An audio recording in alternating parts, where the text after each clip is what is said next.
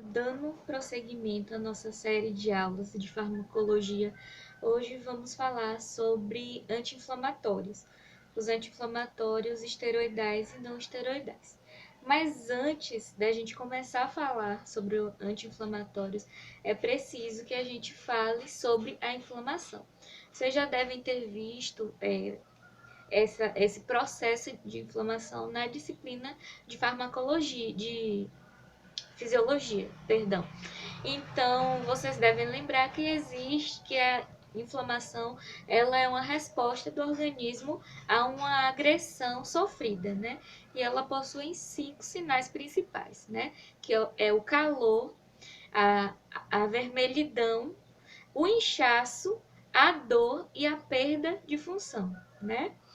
Então, mas por que que eu tô falando da inflamação, né? Para que vocês possam entender que existe toda uma cascata de inflamação que começa com um estímulo lesivo e vai ocasionar lá, né, o surgimento de vários mediadores inflamatórios, né? Vocês vão ver isso no slide que eu fiz um esqueminha, vocês vão ver. Mas por que eu tô falando isso? Porque os anti-inflamatórios esteroidais vão agir em um lugar e os não esteroidais vão agir em outro lugar dessa cascata de inflamação. Também tá no slide, vai estar no slide, no esquemazinho para vocês verem, né? Mas então, e falando especificamente sobre os anti-inflamatórios, né? O que são os anti-inflamatórios? Ele é uma da classe, né, de medicamentos que é mais utilizado pela população, não só brasileira, pela população mundial, né? Eles podem ser comercializados sem a prescrição médica, diferente dos antibióticos, porém, é necessário uma orientação correta para que o paciente não use esse fármaco de forma errada ou de maneira que leve a uma intoxicação, né?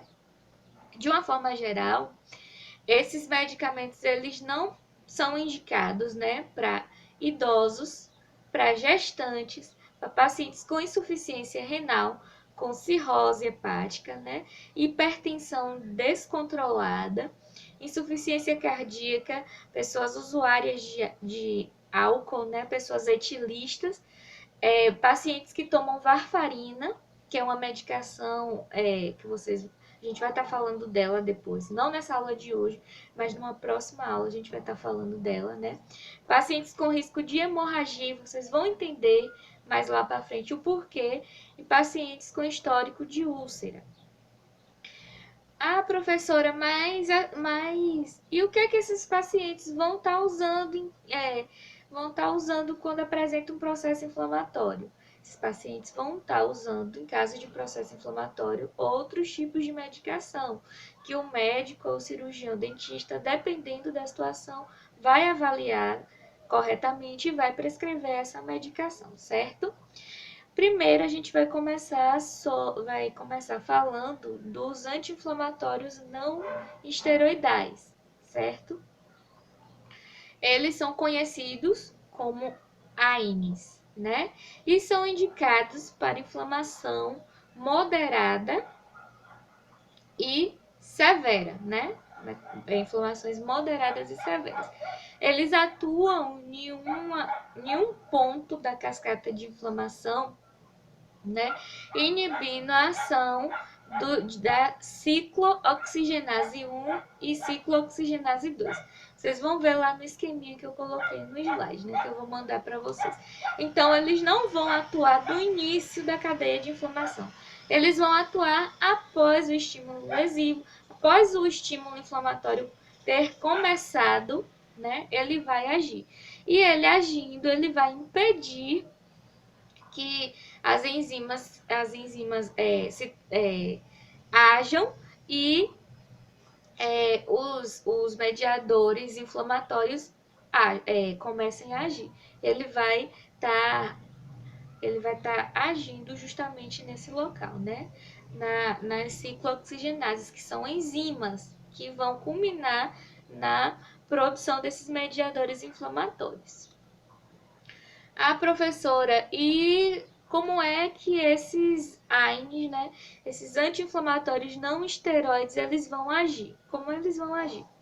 Eles vão agir promovendo uma analgesia, além da ação anti-inflamatória, né? Eles vão aliviar a dor, eles vão diminuir a febre e eles agem também a nível de sistema sanguíneo, né? Eles agem como antiagregantes plaquetários. Então, pessoas que têm algum problema de coagulação tem que ter muito cuidado ao usar um AINES. Tem que ter muito cuidado porque eles são antiagregantes plaquetários. E se usados de uma forma incorreta, eles podem levar a um risco de hemorragia, tá? Alguns exemplos de AINES, né? Vamos ver alguns exemplos de anti-inflamatórios não esteroidais agora, né? O Voltaren. O que é o Voltaren, professora? É o diclofenaco sódico, né? Como a gente vê esse diclofenaco sódico? Como a gente viu, né? Em forma de comprimidos. Na aula passada a gente viu forma de apresentação dos medicamentos, né? O uso do diclofenaco sódico adulto, a administração geralmente vai ser de 8 em 8 horas, né? O piroxicam também, a forma de apresentação dele é em 20 miligramas, uma caixa com 10 comprimidos. Uso adulto também, o uso de 12 em 12 horas. Vocês vão ver mais exemplos de AINES que eu coloquei no slide, né? O meloxicam, a nimesulida, o diclofenaco potássico, o ibuprofeno, todos eles são anti-inflamatórios não esteroidais, né? E as indicações de uso dos anti-inflamatórios não esteroidais. As indicações para o uso do AINES, né?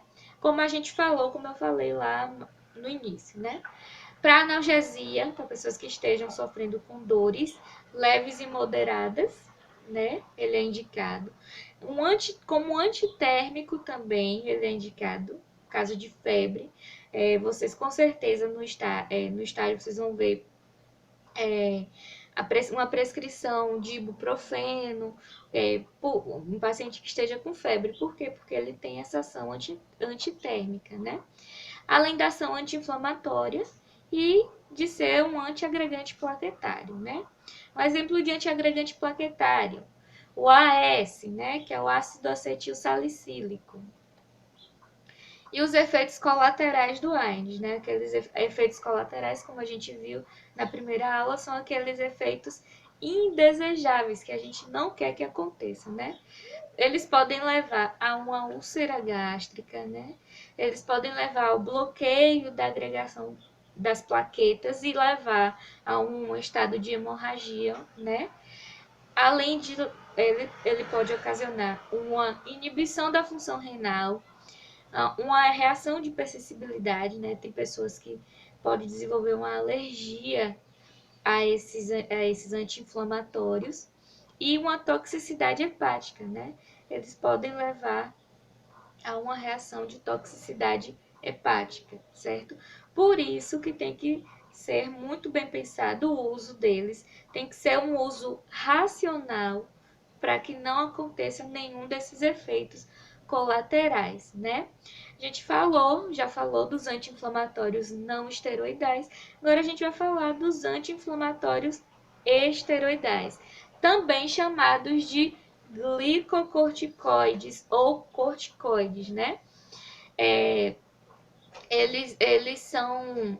Por que a gente fala glicocorticoides? Porque esses medicamentos, eles simulam o efeito do hormônio produzido pelas suprarrenais, né? E o mecanismo de ação dele, diferente do mecanismo de ação dos anti-inflamatórios não esteroidais, né? Dos AINES, eles vão agir lá no início da cascata de inflamação, né? Logo após ao estímulo lesivo, logo após aquele estímulo que vai gerar aquela lesão, ele vai agir ali logo para que não venha acontecer todo o processo da cascata de inflamação, né? e diferente dos anti-inflamatórios não esteroidais, dos AINES, que vão agir nas enzimas, em duas enzimas que a gente viu, né? E a ação farmacológica dos anti-inflamatórios esteroidais, professora? Dos glicocorticoides. Qual a ação deles, né? São anti-inflamatórios e imunossupressores. Imunossupressores por quê?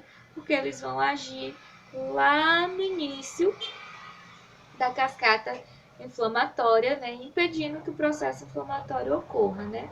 E também porque ele vai agir de outras formas no corpo, né? E, de certa forma, inibindo que o sistema imune haja sob determinadas formas. É tanto que, como eu vou falar mais para frente para vocês, eles são indicados em algumas doenças, né? E a divisão, como é que esses fármacos, esses glicocorticoides vão ser classificados, professora? Eles podem ser classificados de acordo ao tempo de duração dele, né?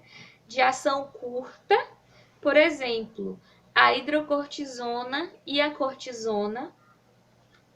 De ação intermediária, por exemplo, a prednisona, a prednisolona, o Oncilon, entre outros, e de ação prolongada, por exemplo, a dexametasona e a betametasona, né, gente? E eu já falei alguns exemplos de glicocorticoides, né, de corticoides. Agora vou falar mais outros exemplos para vocês, né? A Decadron, que é a dexametasona, né? Que a gente pode encontrar sobre a apresentação de comprimido, sobre a apresentação de ampola para ser administrada, né? Vai ser usada geralmente uma vez ao dia. A prednisona a gente encontra mais sobre a forma de comprimido, para ser usada de 12 em 12 horas. A betametasona também em forma de comprimido, para ser usada de 12 em 12 horas. E os outros exemplos vocês vão ver no slide que eu vou mandar para vocês, né? E esses medicamentos, professora, e esses corticoides, eles são indicados em quais situações? Então, eles são indicados em casos de doenças alérgicas, urticárias, dermatite, alguns edemas. Por quê? Porque ele vai agir suprimindo o sistema imune para que essas reações não ocorram, né? Em caso de choque, eles vão ser utilizados também. Choques hemorrágicos, em casos de envenenamento por veneno de cobra, por traumas, por anafilaxia. Por quê? Pelo mesmo motivo, porque ele vai suprimir o sistema imune para o organismo não reagir de uma forma exacerbada e levar a um processo pior, né? Casos de artrite reumatoide, que é uma condição crônica degenerativa, casos de lúpus eritematoso, que é uma doença degenerativa também, em caso de asma brônquica, alguns casos de AVC, ele é prescrito também. Em alguns casos de doenças infecciosas, ele é prescrito também. Transplante renal, ele vai ser prescrito. Casos de psoríase, de eczema e outras doenças também, né? Ele vai ser prescrito. Vai ser prescrito de uma forma muito bem pensada, né? Porque a gente não vai querer se deparar com os efeitos colaterais, né? Desses anti-inflamatórios esteroidais, certo? E os principais efeitos colaterais que a gente não quer que o paciente apresente, né? Vai ser púrpura na pele, que eu até coloquei um exemplo no slide, vocês vão ver, né? Algumas estrias, erupções acneiformes, né? Hipertricoses, né? Facilitação de infecções fúngicas, bacterianas e virais. Por quê? Porque o sistema imunológico vai estar deprimido, né? Essas reações que eu falei, esses efeitos, são em casos de uso dos corticoides tópicos, né?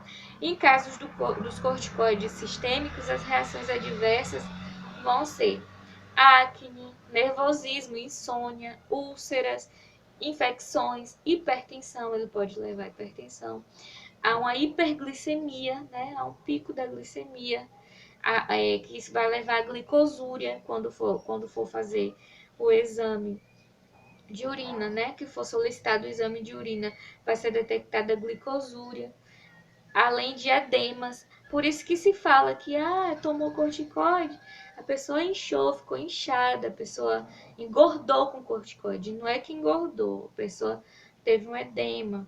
Ele pode levar essa retenção líquida, né? Causando edema, né? E, pessoal, na terça-feira a gente vai estar se encontrando, assistam a aula e na terça-feira a gente vai estar tirando as dúvidas, tá? Tchau, tchau!